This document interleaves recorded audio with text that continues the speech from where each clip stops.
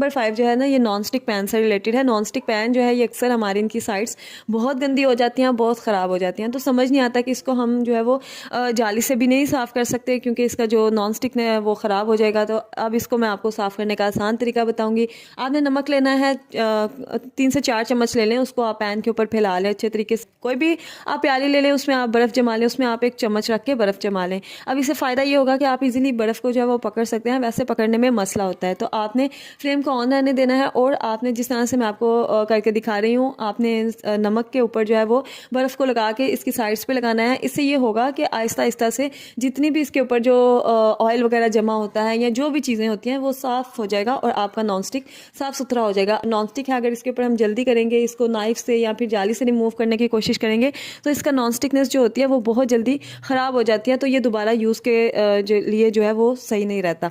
तो इस तरह से अब मैं आपको दिखा देती हूँ कि ये मैंने